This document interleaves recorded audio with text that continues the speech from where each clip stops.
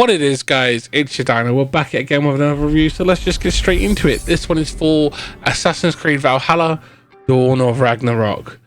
Dawn of Ragnarok is the latest DLC for the franchise, and it is not going to be something that's going to be groundbreaking because it's just a DLC. It's not a full title.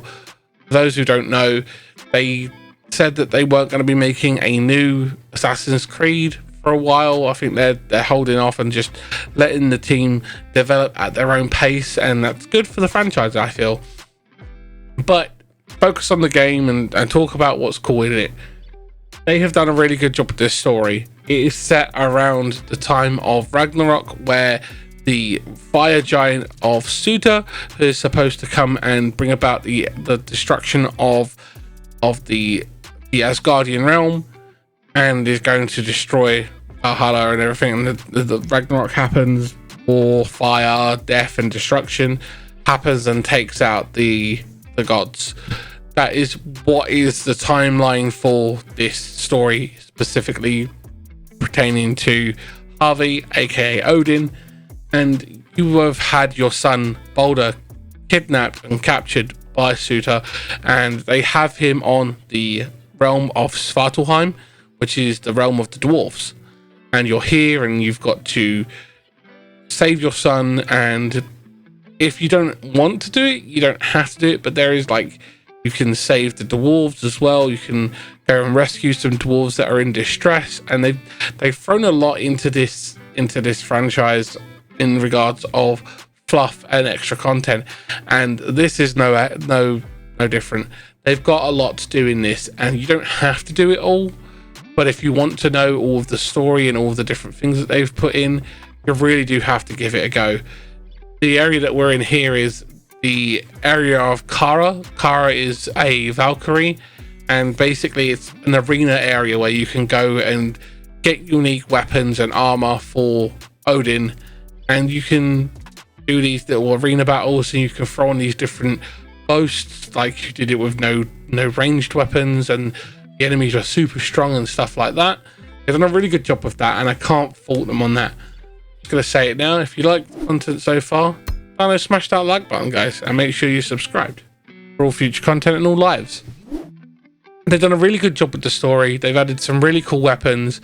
They've improved the upgrading system, so you can go up to this new level of armor and weapons called Divine, and it changes it from the gold background to a teal blue one now, to allow you to unlock new perks, new runes for your armor, and you get divine perks for the armor. So if you have a full divine set on, you can, in this area of Svartalheim, you don't take any full damage, so you can literally throw yourself off of the highest cliff, land on the floor with no damage. It's a lot of fun. I've done it before.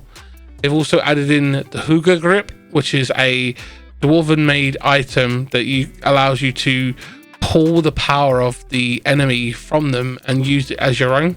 As you can see down in the bottom right hand corner, the right trigger thing, there are 5 different abilities that you can use. There is some that are tied to the ice giants and some that are tied to the fire giants, because they're both here on Svartalheim. It's a lot of fun. I do feel that they've done a really good job with it. I like the new weapons that they've added for this new weapon class, which is a unique one to the DLC, and you get some really cool characters designs for the weapons and stuff like that. They've also added in some cool new armors. My personal favorite one is the cursed armor, which requires you to do extra side questing, where you have to cleanse the land to get these specific runes that you can then cleanse the armor on. But if you wear the armor without them being cleansed, it literally will kill you. It's a really cool system, and I feel that they've done a really good job with that, because it's added a level of discoverability for the game. Because when you get the armor, it's just sat there, and it actually explains that this is a cursed armor, and you need to do certain things to fix it. But you then think, how am I supposed to do that? And upon exploration or using Google, you'll find out that you need to get these specific runes to do so. And I feel that they've done a really good job with making the the expansive world and all the extra things that you can do feel like they're not a chore, and it's not a case of go here, fetch and carry or kill. They've done a really good job of tying it into the world as a whole. If you've played the franchise before, or if you have a difference of opinion, or if you've played DLC, please let me know. I think this is an amazing expansion that they've brought in, and they've done a really good job with creating some unique features like this one that you're seeing right now, where you can turn Harvey into the crow. I feel like this is a really cool one, and it allows for a new way of play, and it does definitely lend to the god aspect of this storyline. Whilst a lot of people will say they've pulled too far away from the assassin being an assassin kind of thing and more focused on the Isu side of storyline, I still think that they're a great game and they're a lot of fun to play. I love RPG games. I love action RPGs. This game is a great entry into that genre, and they've done a really good job with it. The level system and the design that you can do, and the photo system, as you can see, I just snapped into it there just to show it. I feel that they've done a really good job of it, and I feel that they've got a really unique system for the game, and it's nice to see devs be mindful of where they want to take the franchise. And it's nice to see that Ubisoft are letting the team who are working on this game work at a pace where they're not constrained by time, and it's really nice to see that. I do like the fact that a lot of things are spread out as world events. For example, this is the unique beast or mount that you can get for the Svartalheim DLC, and it's not like it's just handed to you on this one. It's literally a world event that you have to go and do, and there you go, it's right there. I just wanted to show you it.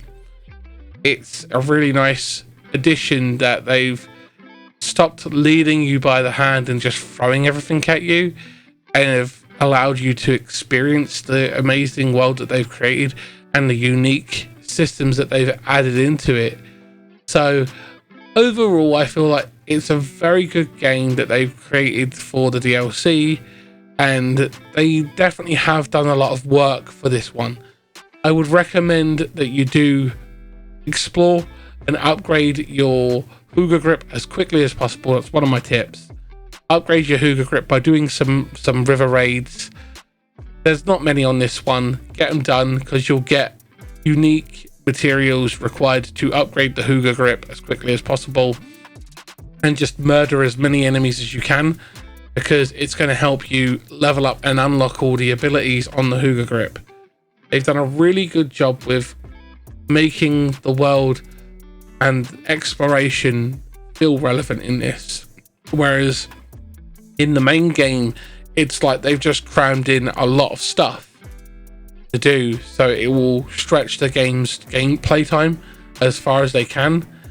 Now that's not cool in my book. I don't feel that adding stuff for the sake of adding stuff doesn't lend to the gameplay, but in this one they found the right balance, and I feel that they've got that good balance between adding in information in the form of side quests and fluff and exploration, and they've balanced it well with the MSQ, because it enables you to decide to explore or not, to learn more about what's going on in the DLC.